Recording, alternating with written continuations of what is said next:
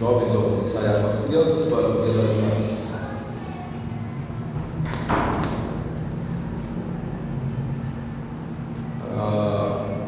Como eu havia dito, quero falar esta noite sobre a igreja do Velho Testamento ou do Antigo Testamento. Eu ouvi a necessidade de falar sobre este assunto, porque este assunto é um assunto que algumas pessoas fazem confusão sobre este assunto. Quando surgiu a igreja? Quando foi que a igreja surgiu? Nasceu quando? De onde veio a igreja?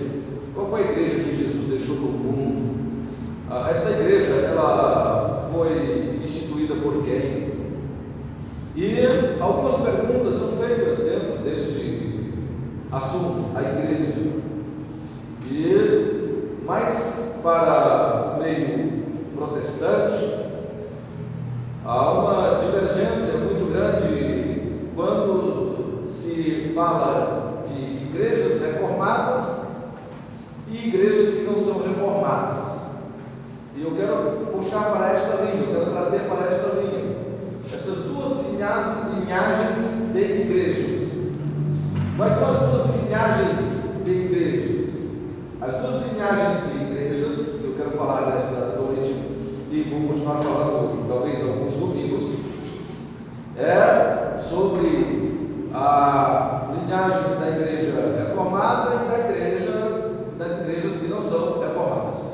O que é uma igreja reformada? Uma igreja reformada é aquela que segue os parâmetros da reforma protestante.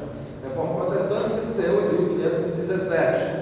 Então, as igrejas que seguem os parâmetros da reforma são chamadas de igrejas reformadas. E as que não seguem, elas são chamadas de igrejas não reformadas. Por que eu tenho que dizer isso? Porque dependendo se é igreja reformada ou não se é igreja reformada, vai ter uma visão diferente do que é a igreja. De quando surgiu a igreja? De quando a igreja começou a existir. No meio não reformado, existe a ideia de que a igreja só existiu quando Jesus veio ao mundo. Aí a igreja passou a existir quando Jesus veio ao mundo, e mais precisamente em Pentecostes, lá em Atos capítulo 2, quando veio o Espírito Santo sobre os apóstolos, sobre a igreja que ali está. Então eles acham que ali é o início da igreja de Deus. Eles acham que ali é o início da igreja de Deus.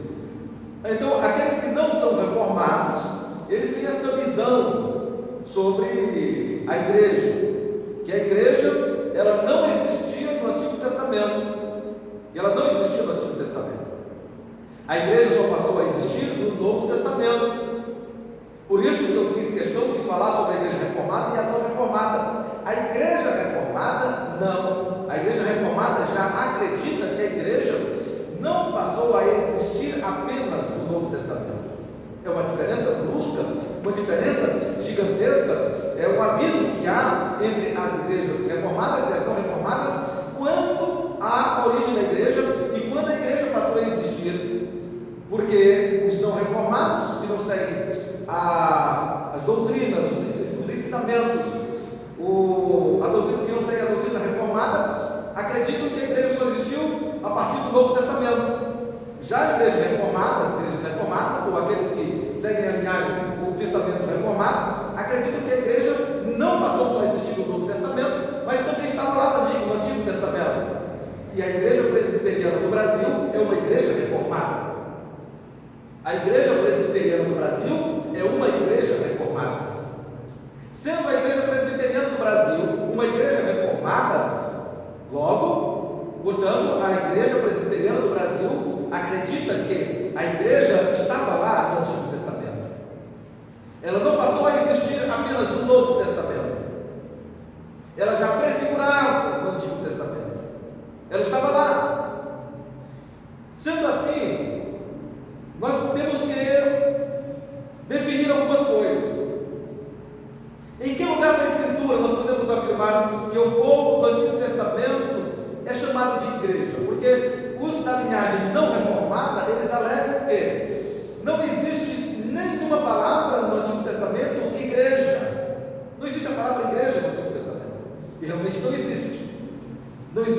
a palavra igreja no Antigo Testamento. Quer dizer, da forma como nós conhecemos. Então ele diz: se não existia a palavra igreja lá, e só passou a existir a palavra igreja no Novo Testamento, então a igreja surgiu no Novo Testamento. Mas será que é assim mesmo? Em Atos capítulo 7, versículo 38, Atos capítulo 7, versículo 38, abra a sua Bíblia, por favor.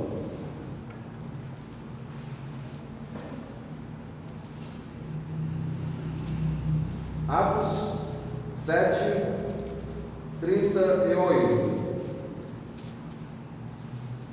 É este Moisés quem esteve na congregação do deserto com o anjo que lhe falava no monte Sinai e com os nossos pais, o qual recebeu palavras vivas para nulas transmitir.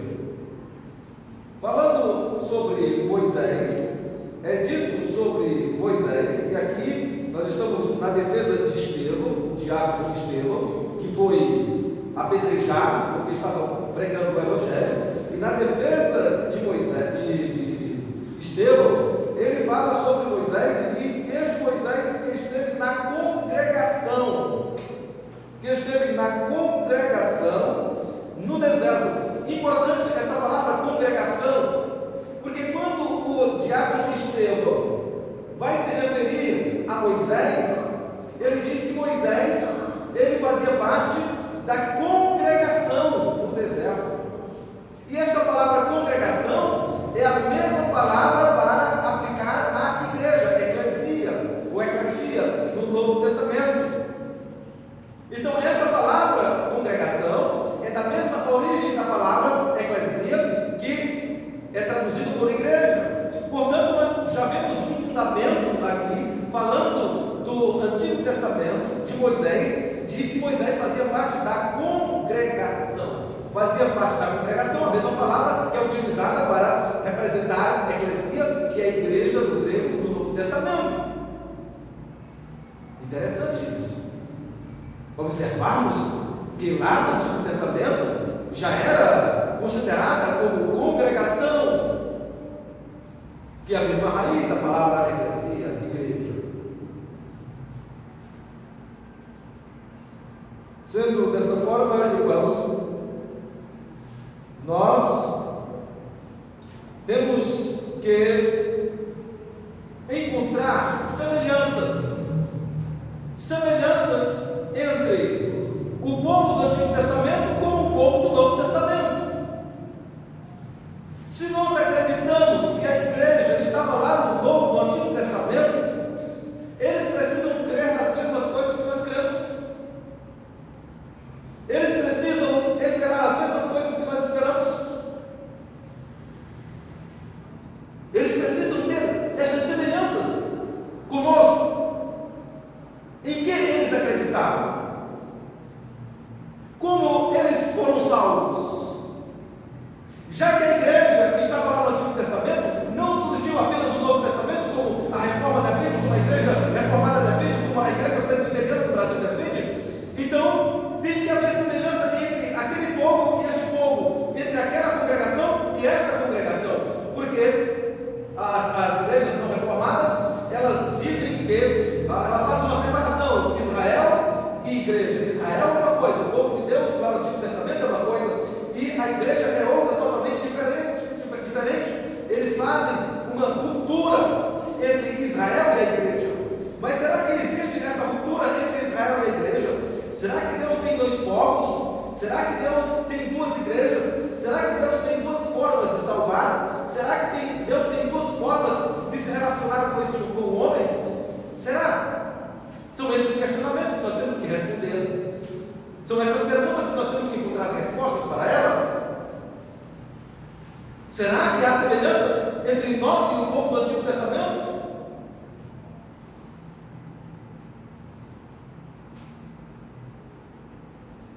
O que havia no povo do Antigo Testamento? No povo do Antigo Testamento havia fé. Havia fé no povo do Antigo Testamento. Isto é um assunto bem interessante. Porque quando o Novo Testamento vai tratar e definir fé,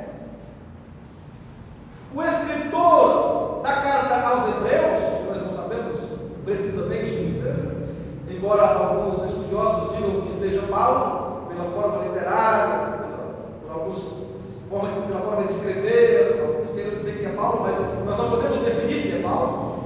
Por isso falamos o escritor da carta aos Hebreus.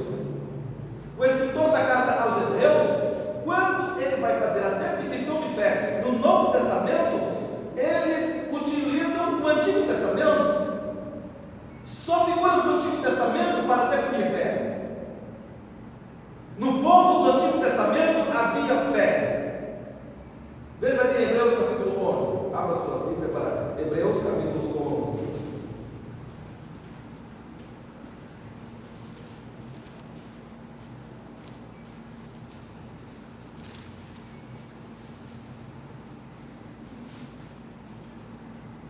Hebreus capítulo 11, versículo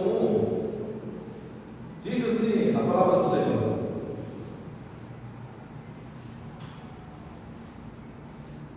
ora, a fé é a certeza de coisas que se esperam e convicção de fatos que se não veem. Pois pela fé os antigos obtiveram bom testemunho. Pela fé entendemos que foi o universo formado pela palavra de Deus, de maneira que o visível veio a existir das coisas que não aparecem. Quando o escritor aos Hebreus vai falar sobre fé, ele faz essa definição de fé. O que é fé para o escritor aos Hebreus? Para definir a nossa fé, para definir a fé da igreja, para definir a fé do povo de Deus. O que é fé? Ora, fé é a certeza de coisas que se esperam e convicção de fatos que se não veem. Certeza. Fé é certeza. Aqui, no primeiro capítulo, no primeiro versículo do capítulo 11, o escritor aos Hebreus usa um paralelismo sinonímico. O que é um paralelismo sinonímico? Era um estilo literário que era utilizado em Israel. Os hebreus, na literatura hebraica, eles usavam um paralelismo sinonímico. E como o Novo Testamento foi escrito quase por unanimidade por hebreus, era povo de Israel, eles utilizaram muito disso. A fé é a certeza de coisas que se esperam e convicção de fatos que se não veem. Certeza, convicção, são sinônimos. O que é certeza? É convicção. O que é convicção? É certeza. Então nós podemos resumir que fé é certeza de coisas que se esperam e certeza de fatos que não se veem. Ele usa aqui esse paralelismo sinonímico. O que é o paralelismo sinonímico? Palavras que têm o mesmo significado para reforçar uma ideia, para dizer de forma diferente a mesma coisa. São palavras para dizer de forma diferente a mesma coisa. Isso é um paralelismo sinonímico. Por isso que fé é certeza de fatos que não se veem, convicção de fatos que se esperam. Certeza era o que eles tinham, uma fé inabalável. Portanto, fé, definição de fé em Hebreus, capítulo 11, versículo 1, é certeza de coisas que se esperam e certeza do que não se vê.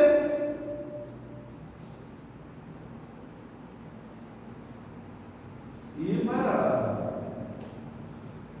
dar exemplo de fé, para dar exemplo dessa definição de fé, primeiro o escritor aos Hebreus faz a definição de fé no versículo 1 e diz que, pois pela fé os antigos obtiveram. Quando fala dos antigos, está falando do povo do Antigo Testamento. Os antigos, pela fé, os antigos obtiveram bom testemunho. Quando está falando dos antigos, está falando lá dos patriarcas, dos profetas, lá do povo do Antigo Testamento. Não só dos patriarcas, dos profetas, mas também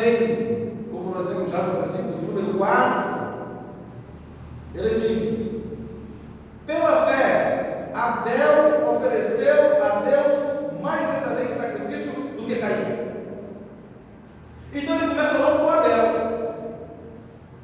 Para exemplificar fé, para dar exemplo de fé,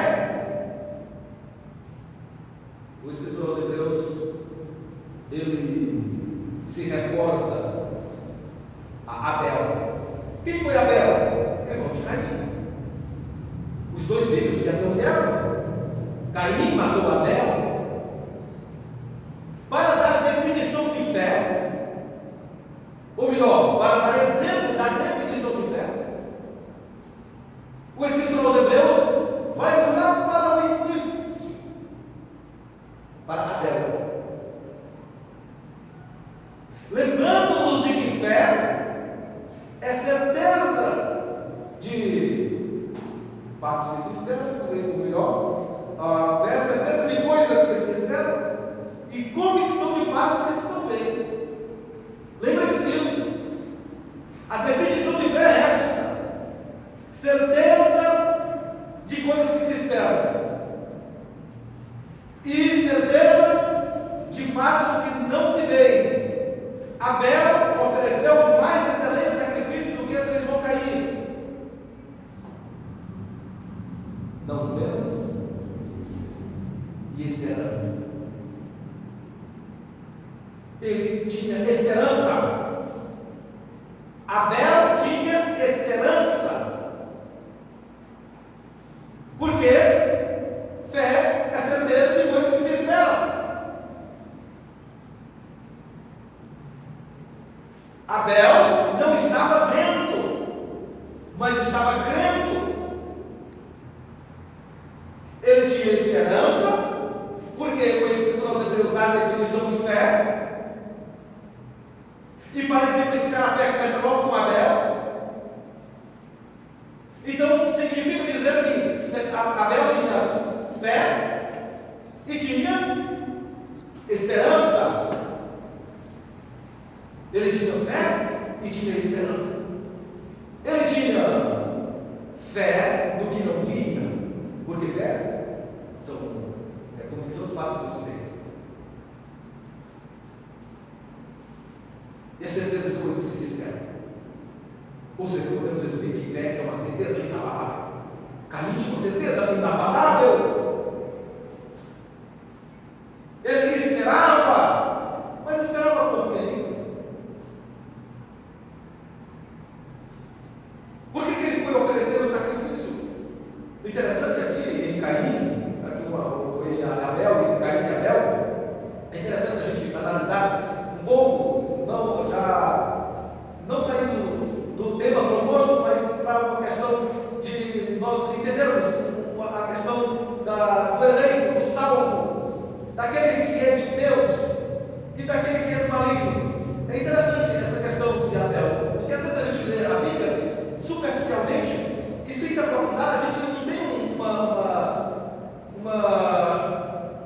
digamos, visão mais aprofundada, não tem assim, não extrai algo mais consubstancial para as nossas vidas. Mas, tratando-se aqui de Abel, mostrando Abel como alguém que tem fé, nós vamos ver também esse mesmo Abel tendo esta fé falada lá em Judas. Lá, ou melhor, Judas fala não fala de Abel, mas fala de Caim, mas nós vamos ver mais na carta que João escreve. Deixa eu só.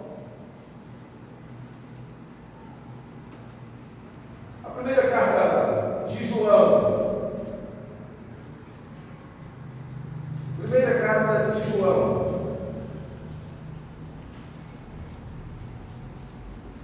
Versículo 11 e 12.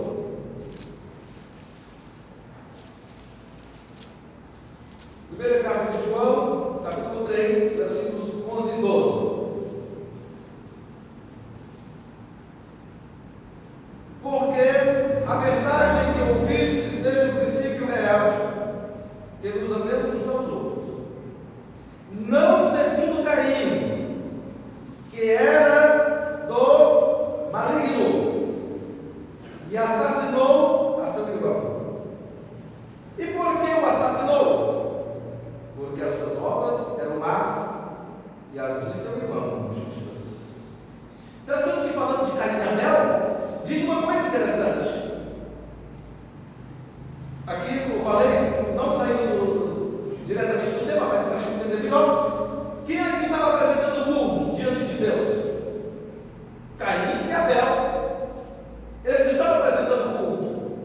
diante de Deus.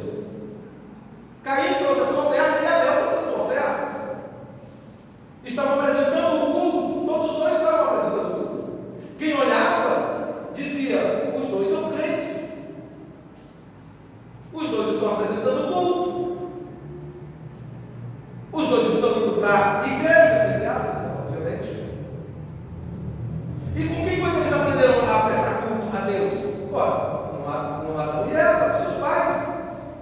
Quando Deus foi ao encontro de Adão, fez a veste de cordeiro para Adão, simbolizando ali já o sacrifício, já perdoando Adão pelo sacrifício do cordeiro, e eles aprenderam a cultuar a Deus com seus pais, Adão e Eva, que eram crentes. Só que quando fala de Caim e Abel, diz que, por que Caim matou seu irmão? Porque era do maligno. Já estava ali os filhos do diabo e os filhos de Deus, os eleitos e os não eleitos, já estavam ali. Mas ninguém sabia. Quem via Caim e Abel indo cultuar a Deus, achava que todos os dois eram de Deus, ou não? Quando ia Caim e Abel cultuar a Deus, quem olhava dizia: os dois são de Deus. Mas aqui nós vemos que um era do maligno, porque suas obras eram más e as do seu irmão eram justas. Pelos frutos se conhece a árvore. E o interessante é que lá em Gênesis já dizia isso, e a gente muitas vezes não presta atenção nisso. Veja lá em Gênesis capítulo 4.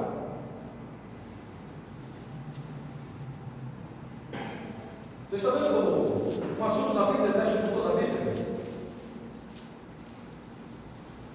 Gênesis capítulo 4.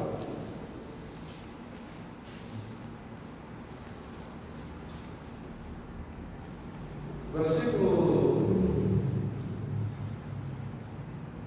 2 em diante.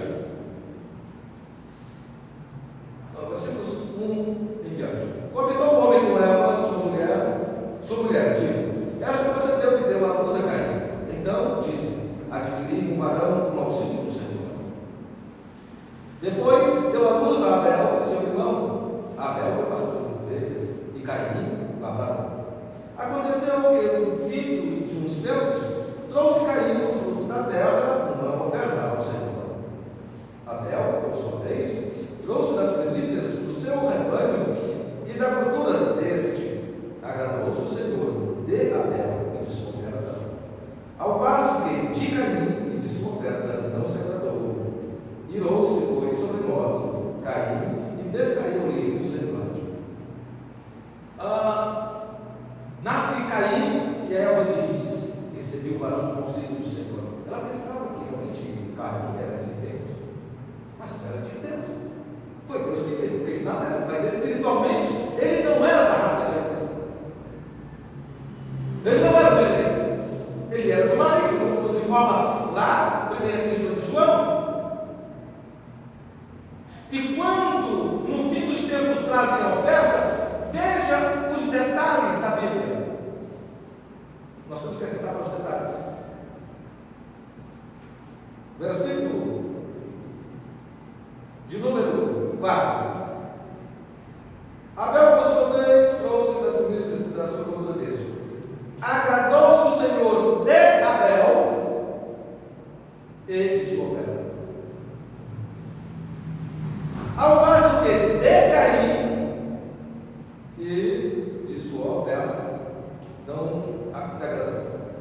As pessoas, é comum dizer: Deus não aceitou a oferta de Caim porque era legumes, eram frutas, e aceitou a de Abel porque era gordura, foi o sacrifício do carneiro. Não tem nada a ver com isso, porque o dízimo, a oferta, era trazido das primícias do campo. Não era criador de ovelhas, Abel era criador de ovelhas e trouxe do que ele criava. Caim era agricultor e trouxe do que ele também cuidava da agricultura. Os dois trouxeram as primícias. Os dois trouxeram as primícias, trouxeram as ofertas. Não foi porque era legumes, isso que era agricultura, não. Isso porque a Escritura é bem clara, diz: agradou-se o Senhor de Abel e de sua oferta. Ao passo que de Caim e de sua oferta não se agradou ao Senhor. Então a oferta é o mais importante aqui. O mais importante é a pessoa. Se tu estás dentro do altar para fazer a tua oferta, lá te levar esse tempo para o teu irmão, vai no seguinte para o teu irmão, depois tu vem e faz a oferta. A oferta não é importante. O importante é o ofertante. Agradou-se o Senhor de Abel e de sua oferta, ao passo que de Caim e de sua oferta não se agradou. Não era a oferta que era o principal, era quem estava fazendo a oferta. Porque Caim era como ali. Então ali já estava a fé de Abel, que era uma fé inabalável, ao passo que a fé de Caim não era uma fé verdadeira. Não era a fé que está definida por Hebreus capítulo 11, versículo 1. Era uma fé comum, como todo mundo tem. Eu vou ao culto hoje. Não estou fazendo nada. Vou para o culto. Esta é a fé de Caim, uma fé maligna. A fé de Abel era a fé. Pode ter o que tiver para eu fazer, eu vou para o culto. Não importa o que tem para fazer, eu vou para o culto. É verdadeiro. Convicção de coisas que se esperam, certeza de coisas que se esperam, convicção de fatos que não se veem. Uma fé inabalável. Já existia lá em Abel, na linhagem santa, naquele que era eleito antes da fundação do mundo. Ora, a igreja é constituída de eleitos que foram eleitos antes da fundação do mundo. A igreja é constituída de todos os salvos, tanto dos salvos lá do Antigo Testamento, quanto dos salvos do Novo Testamento. A igreja é constituída dos eleitos. Os eleitos estavam presentes lá no Antigo Testamento. Abel era um eleito. Estava presente no Antigo Testamento. A igreja é composta dos eleitos, aqueles a quem Deus predestinou antes da fundação do mundo. Nesta ótica de que a igreja é composta pelos eleitos, nós vemos a semelhança entre os eleitos, fé inabalável. Era o que existia, fé, porque ele ofereceu o melhor sacrifício do que Caim. Para acreditar que tinha fé verdadeira, que era a definição de fé que é usada Abel. Ele tinha esperança e tinha fé.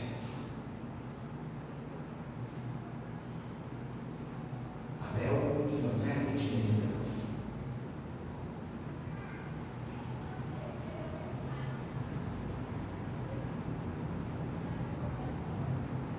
Assim, nós podemos ver que a fé que havia lá no povo de Israel, esta fé que começou lá com Abel, que ainda não era povo de Israel, mas era um eleito, era prefiguração da igreja. Ali já estava um membro da igreja de Deus. Abel era um membro da igreja de Deus. Nós vamos estar no céu com Abel. No céu, obviamente, vai ser no céu da terra, só lá no céu, não é um local fixo, nós vamos estar, mas sim o estado em que nós vamos estar, chamado de céu. Nós vamos estar com Abel, porque era o eleito, e a igreja é composta dos eleitos.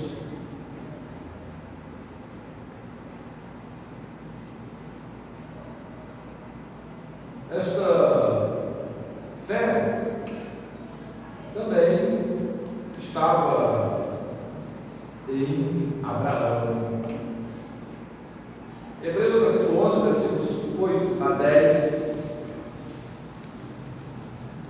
Hebreus 11, vamos falar para Hebreus, para carta aos Hebreus.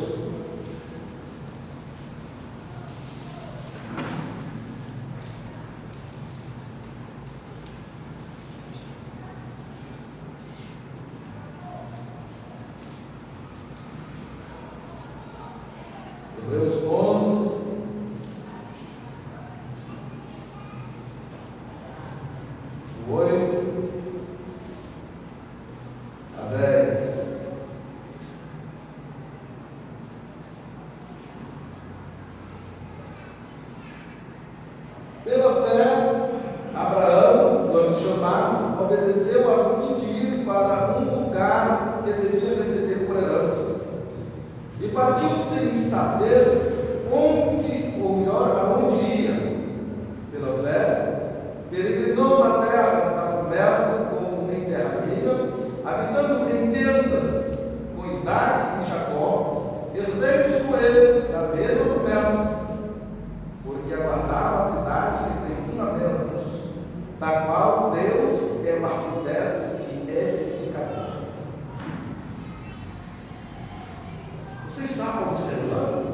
Abraão, lá antes de Moisés, ele aguardava por uma cidade em que Deus é o arquiteto e edificador.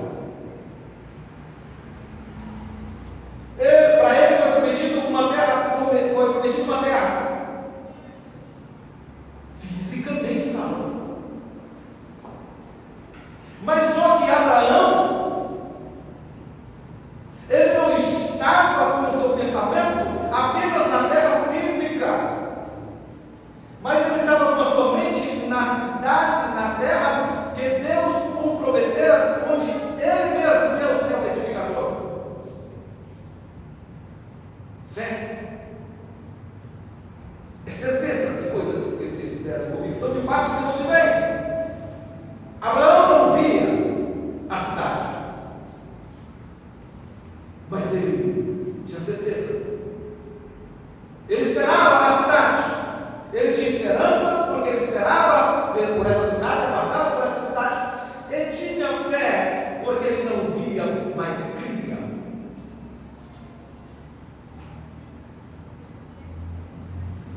Se não vejamos mais aprofundadamente os versículos 11 e 13 de Hebreus 11.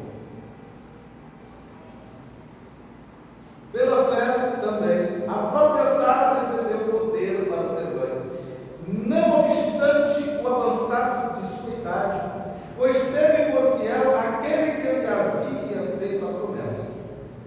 Por isso, também de um, aliás, já acontecido, saiu uma prosperidade tão numerosa como as estrelas do céu e inumerável como a areia que está na praia do mar.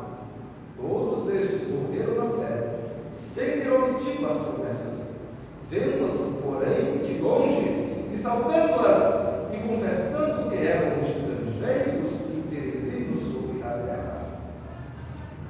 Eles morreram aguardando a promessa.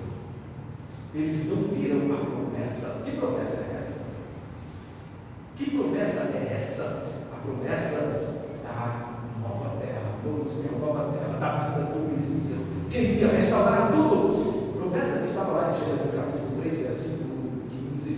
E eis que por inimizade entre ti e a mulher, entre o teu descendente, o seu descendente e a tua descendência, e tu lhe ferirá, ele te ferirá a cabeça e tu lhe ferirás o calcanhar. O proto-evangelho, o primeiro evangelho a ser pregado na face da terra, o próprio Deus pregou o evangelho para Adão ali, já a promessa do Messias, e todos que vieram depois de Adão e Eva, eles esperavam esta promessa.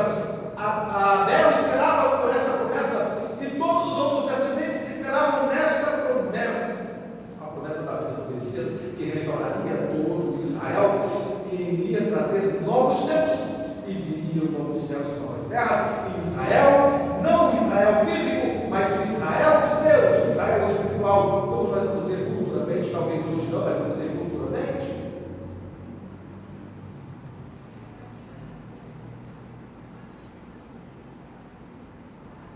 Abraão, ele esperava nesta terra, mas alguém pode dizer, não, mas está falando da terra física. Para que não haja nenhuma sombra de dúvida, vamos ver os versículos 13 e 16 que definem, fecha esta questão.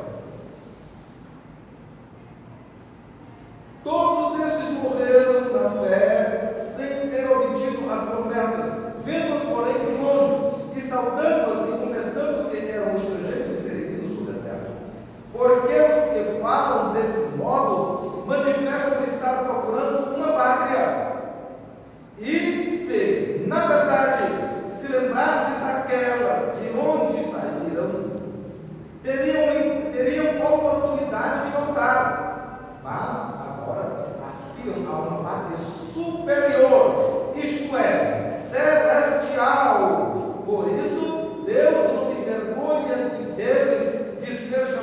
obrigado, o seu Deus, por quanto lhes preparou uma cidade.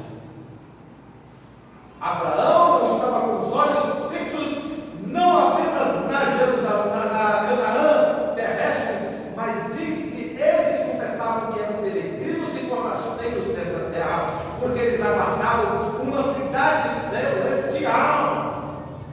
Eles não aguardavam uma cidade apenas terrena. Abraão, ele tinha a mesma fé que a igreja hoje tem. Nós aguardamos uma fé, uma cidade celestial. Nós não somos daqui. Vós estáis no mundo, mas não sois do mundo, disse Jesus Cristo. Nós estamos aguardando a nossa pátria, vindo dos céus, como diz o apóstolo Paulo. Nós não, nessa aqui, a nossa pátria não é a nossa terra. A mesma fé que tinha em Abel, a mesma fé que tinha em Abraão, ela também está presente hoje na igreja, no povo de Deus, porque é um povo só, é uma igreja só.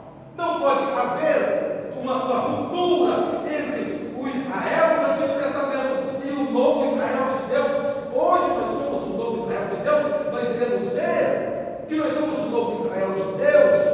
Não havendo esta ruptura, tem que haver semelhança entre este povo do Antigo Testamento e o povo do Novo Testamento e o povo que hoje está na igreja, se é que é a mesma igreja, e como é a mesma igreja, há esta semelhança.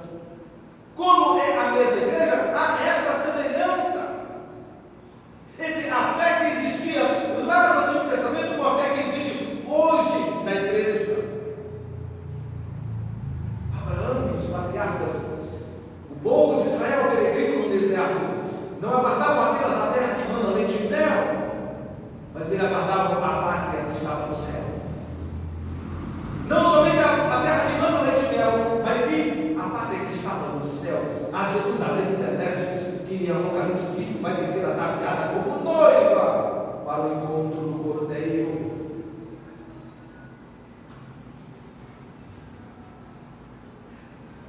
Tem que haver semelhança, não há ruptura, são nossos irmãos.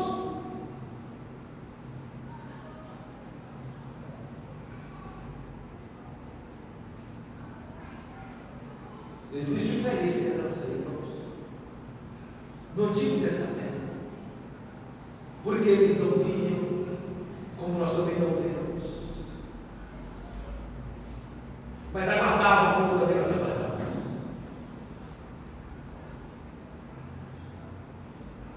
Fé é certeza de coisas que se aguardam.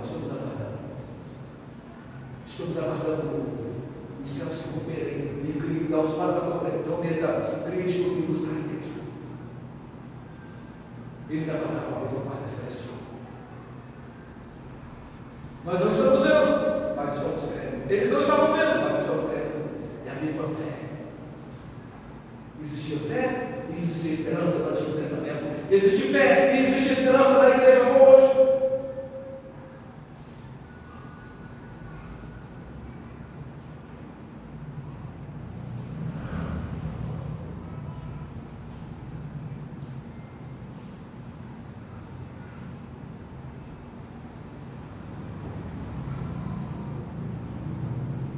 A segunda coisa, irmãos, que você relógio aqui, porque tem horas aí, por favor,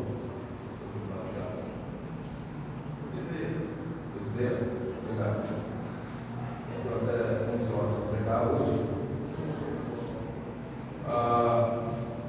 Uma outra coisa que havia no Antigo Testamento, nos irmãos do Antigo Testamento, que tem que haver semelhança com a igreja hoje e com os crentes do Novo Testamento, se é que é a mesma igreja, e como é a mesma igreja, vai ter que ter semelhança.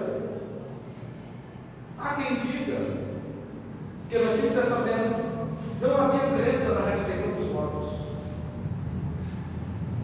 que eles não acreditavam na ressurreição dos mortos. Por isso não pode ser a mesma igreja se eles não criam a ressurreição dos mortos.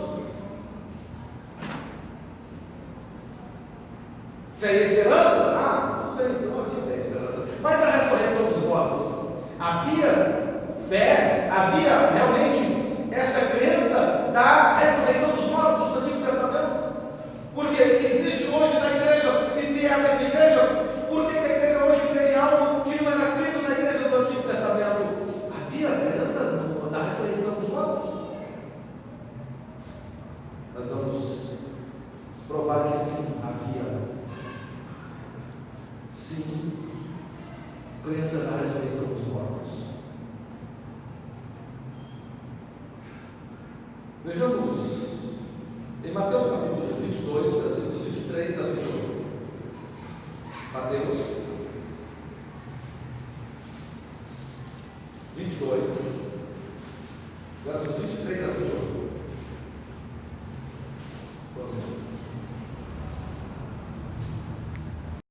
23 a 28, diz assim a palavra do Senhor: naquele dia, aproximaram-se dele alguns saduceus, que fizeram o melhor, que dizem não haver ressurreição, e lhe perguntaram: mestre, Moisés disse, se alguém morrer, não tendo filhos, seu irmão casará com a viúva e suscitará descendência ao falecer. Ora, havia entre nós 7 irmãos. O primeiro, tendo casado, morreu e, não tendo descendência, deixou sua mulher a seu igual. O mesmo sucedeu com o segundo, com o terceiro, até ao 7º. Depois de todos eles, morreu também a mulher. Portanto, na ressurreição, de qual dos 7 será ela a esposa? Porque todos a desposaram. Respondeu-lhes Jesus: errais, não conhecendo as Escrituras nem o poder de Deus. Porque na ressurreição nem casam, nem se dão em casamento, são, porém, como os anjos do céu. E, quanto à ressurreição dos mortos, não tendes lido o que Deus vos declarou?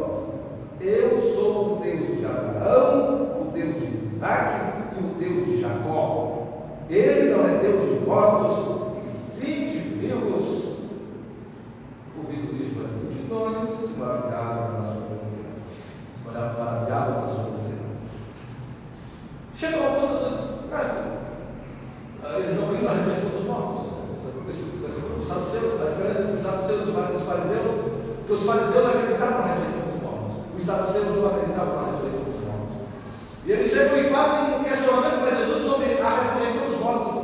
E quando Jesus é questionado sobre a ressurreição dos mortos, o que é que Jesus diz? Jesus diz: errais por não conhecerdes as Escrituras e nem o poder de Deus. E quando Jesus fala das Escrituras, lembremos-nos de que, quando Jesus falou isso, só existia o Antigo Testamento, a lei e os profetas. Não existia o Novo Testamento. E quando Jesus fala aqui sobre as Escrituras, está falando sobre o Antigo Testamento. Jesus está dizendo: vocês estão errando, vocês não conhecem nada sobre a ressurreição dos mortos, porque vocês não conhecem o Antigo Testamento. Porque naquela época era o Antigo Testamento. O Antigo Testamento ficou depois que surgiu o Novo Testamento, aí ficou o Antigo e o Novo Testamento, as Escrituras completas, melhor dizendo.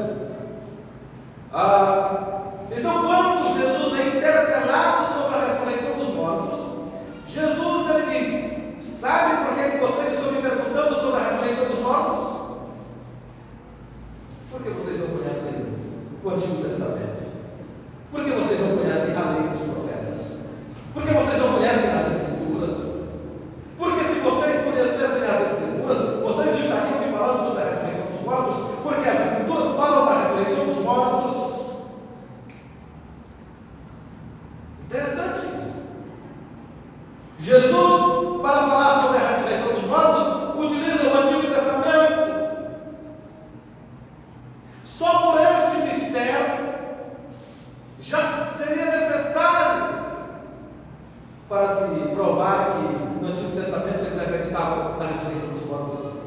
Porque quem está falando é o próprio Jesus, dizendo que as Escrituras falam sobre a ressurreição dos mortos no Antigo Testamento. Porque errais por não conhecerem as Escrituras do poder de Deus. Vocês estão errando sobre a ressurreição dos mortos, porque vocês não conhecem as Escrituras, a lei dos profetas, porque não havia Novo Testamento ainda. Mas Jesus ainda diz: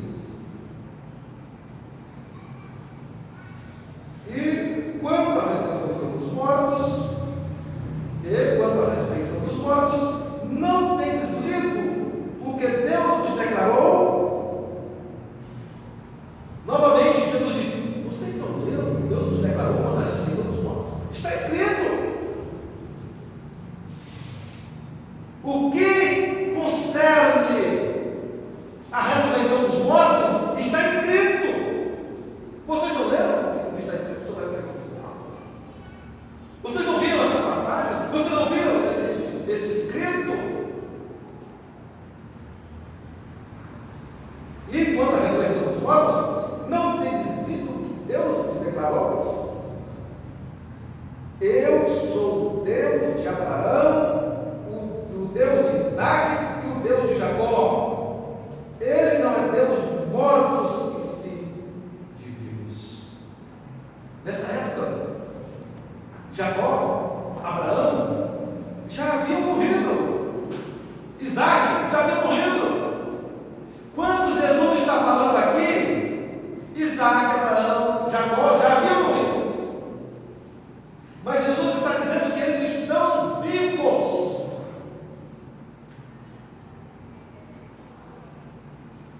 Não viu o que está escrito? Ele é o Deus de Isaac, de Abraão e de Jacó. Ele não é Deus de mortos e de vivos. Se ele diz que é o Deus de Isaac, de Abraão e de Jacó, se ele é o Deus de Abraão, de Isaac e de Jacó, é porque eles estão vivos. Ele é Deus de vivos e não de mortos. Isaac, Jacó e Abraão estão vivos. Eles não estão mortos. Eles estão no seio de Abraão. As suas almas estão vivas no seio de Abraão, aguardando a vinda, a segunda vinda do Messias, a segunda vinda de Cristo, para que os seus espíritos voltem para os seus corpos e vivam eternamente com o Senhor. Ele é Deus de vivos. Vocês não viram o que está escrito? Quando a ressurreição dos mortos, vocês não leram isto? Vocês não entenderam isto? Ele é Deus de vivos, não de mortos. Ele é Deus de Isaac, de Abraão e de Jacó. Ele é Deus de vivos, não de mortos. Vivos, não de mortos. Eles estão vivos. Vocês não acreditam na ressurreição dos mortos? Pois eles acreditavam. No Antigo Testamento, eles acreditavam nisso.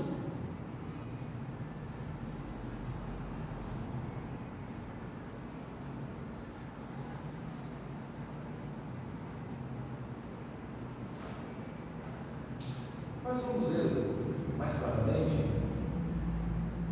a ressurreição dos mortos no Antigo Testamento. Vejamos aí em Gênesis capítulo 22, versículos 1 a 5. Gênesis 22, 1 a 5.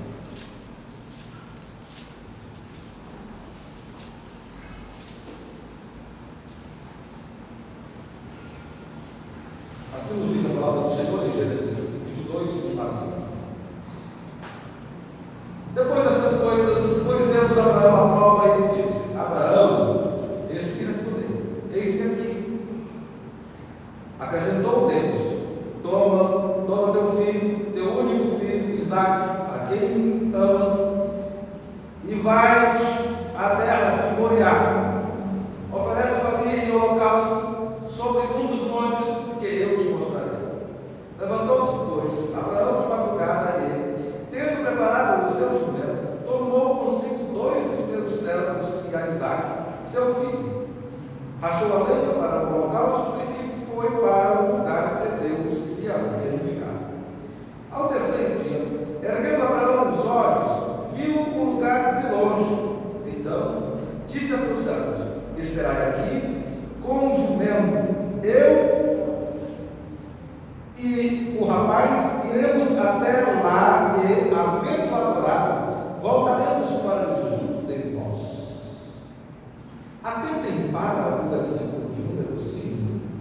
Então disse a seus servos: esperai aqui com o jumento. Eu e o rapaz iremos até lá e, havendo adorado, voltaremos para junto de vós.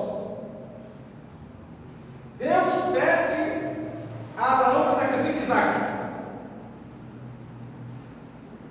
e manda ele para o monte sacrificar. Abraão olha para o monte de longe e olha para os seus servos e diz: fiquem aqui, porque eu e o rapaz iremos. E depois de ter adorado, voltaremos. O que é que isso significa em ressurreição dos mortos, pastor? Vou lhe mostrar agora. Veja Hebreus 11, 17 a 19. Hebreus 11, 17 a 19.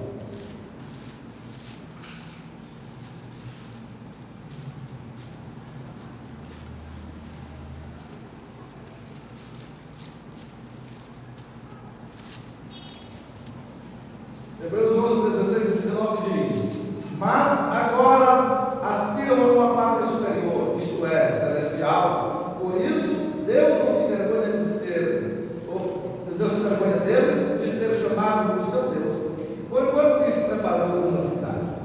Pela fé, presta atenção agora, pela fé, Abraão, quando posto à prova, ofereceu Isaque. Estava mesmo para sacrificar o seu unigênito, aquele que acolheu alegremente as promessas, a quem se tinha dito: em Isaque será chamada a tua descendência, porque considerou que Deus era poderoso até para ressuscitá-lo dentre os mortos, de onde também figuradamente o recuperou. Abraão acreditava na ressurreição dos mortos. Por isso, ele diz: fiquem aqui com os seus servos. Eu e o rapaz iremos, depois de ter adorado, voltaremos. Abraão não falou isto à toa, não foi para animar os seus servos ou a Isaque, mas é porque ele tinha certeza, uma fé inabalável de que Deus era capaz de ressuscitar dos mortos o seu filho, como nos diz a Escritura aos Hebreus, no capítulo 11, versículos 17 e 20. Abraão acreditava na ressurreição dos mortos. Jesus diz que estava escrito na lei dos profetas, nas Escrituras, que eles acreditavam na ressurreição dos mortos. Deus é Deus de vivos e não de mortos. É Deus de Isaac, Abraão, de Isaac e de Jacó. Por isso ele é Deus de vivos e não de mortos. Abraão acreditava na ressurreição dos mortos. A igreja acredita na ressurreição dos mortos. 1 Coríntios capítulo 15 diz: ora, se não há ressurreição dos mortos, então é vã a nossa fé e vã a nossa pregação. Não adianta de nada nós estarmos aqui pregando, porque é vã a nossa fé e a nossa pregação. E se Cristo não ressuscitou, nós não ressuscitaremos, mas é certo que Cristo ressuscitou e nós também ressuscitaremos. E no abrir e fechar de olhos, nós seremos transformados em um corpo celestial, diz as Escrituras, é no abrir e fechar de olhos. Eu sou a ressurreição e a vida, que crê em mim, ainda que morra, viverá. João capítulo 11, versículo 25. Porque Deus amou ao mundo de tal maneira que Deus o Filho do jeito para todo que nele crê, não pereça, mas tenha a vida eterna. Quem tem o Filho tem a vida eterna. Quem não tem o Filho não tem a vida eterna. A igreja acredita na ressurreição dos mortos. No credo apostólico está lá: creio em Deus Pai Todo-Poderoso, Criador dos céus e da terra. Creio em Jesus Cristo, seu único Filho, o nosso Senhor, o qual foi concebido por obra do Espírito Santo, nasceu da Virgem Maria, padeceu sob o poder de Pôncio Pilatos, foi crucificado, morto e sepultado, desceu ao Hades, ressuscitou ao terceiro dia, está sentado à direita de Deus Pai Todo-Poderoso, de onde há de vir julgar os vivos e os mortos. Creio no Espírito Santo, na Santa Igreja Universal, na comunhão dos santos, na ressurreição do corpo e na vida eterna. Amém. Cremos na ressurreição do corpo. Este é o credo apostólico, onde está fundamentada a fé da igreja também. É uma declaração de fé, não é uma reza, não é para você rezar. O credo não é uma reza, porque tem gente que usa o credo como uma reza. Credo, não, o credo não é reza. O credo é uma confissão de fé. Foi criado no período em que a fé estava sendo desafiada e precisou-se fazer um credo apostólico, um credo que as igrejas se reuniram e disseram: nós cremos nisso. Esta é a nossa confissão de fé. E até hoje a igreja confessa essa mesma fé. É uma confissão de fé. Está lá, cremos na ressurreição do corpo. A igreja acredita na ressurreição do corpo, assim como no Antigo Testamento eles acreditavam na ressurreição do corpo, na ressurreição dos mortos, porque é o próprio Jesus que fala isso. Abraão cria na ressurreição dos mortos. Está claro que Deus capítulo 11, versículo 17 a 19, tem que haver semelhança entre aquele povo e este povo, se é que é um povo só, e a semelhança. Tinham fé inabalável. Tinham fé inabalável. A igreja tem uma fé inabalável. Ela espera o que não vê e crê no que não vê. A igreja tem esperança e tem fé. No Antigo Testamento eles tinham fé e tinham esperança. A igreja crê na ressurreição dos mortos. No Antigo Testamento eles criam na ressurreição dos mortos. Uma semelhança. Não há ruptura, não há quebra de paradigmas. Há uma renovação da aliança quando Jesus vem, mas não há ruptura da aliança. Nós somos uma igreja aliancística. Cremos na aliança que Deus fez primeiramente, depois desta aliança com o povo do Antigo Testamento, e depois esta aliança renovada com Jesus Cristo. E aquilo que é cerimonial passou, porque Cristo veio, mas a fé permanece. A fé inabalável, esperança e fé. E cremos na ressurreição dos mortos, por isso cremos também. Quando começou a igreja? Onde começa a igreja? Há duas igrejas. Há dois povos. Nós vamos ver domingo que vem que não. Estamos começando apenas. Apenas dois pontos nós tratamos sobre a igreja do Antigo Testamento. Dois pontos. Ainda faltam muitos outros. Eu tinha trazido 3 pontos para hoje, mas não vai dar tempo de discorrer sobre os 3 pontos. Mas a gente ainda vai continuar vendo. Em alguns domingos, Deus não tem 2 povos, tem um povo só. Deus não tem 2 igrejas, tem uma igreja só. Deus não tem 2 formas de salvar o homem, Deus tem uma forma só de salvar o homem. Coisas muito interessantes nós ainda iremos ver aqui, irmãos. Coisas muito interessantes, que talvez você não tenha atentado, porque você não tenha visto, mas que nós devemos ver aqui. Que Deus em Cristo nos abençoe, irmãos, e que nós possamos atentar para o que as Escrituras nos diz, ou nos dizem, para que nós não possamos ter uma fé fragmentada, esfacelada, defeituosa. Não há separação entre Israel e a igreja. Somos um só povo, somos uma só igreja, somos a continuidade da igreja do Antigo Testamento. Uma aliança renovada pelo sangue do Cordeiro, e fez com que os ímpios pudessem vir, os gentios, porque havia só 2 categorias de pessoas, gentios e judeus. Quando Jesus veio, os gentios agora podiam entrar na igreja, o que antes era impossível. Raras as exceções no Antigo Testamento. Agora os gentios podem entrar, e não existe mais Israel e gentio, agora é um Israel só. Nós iremos ver isso futuramente. Que Deus deseja que nos abençoe. Amém. Vamos.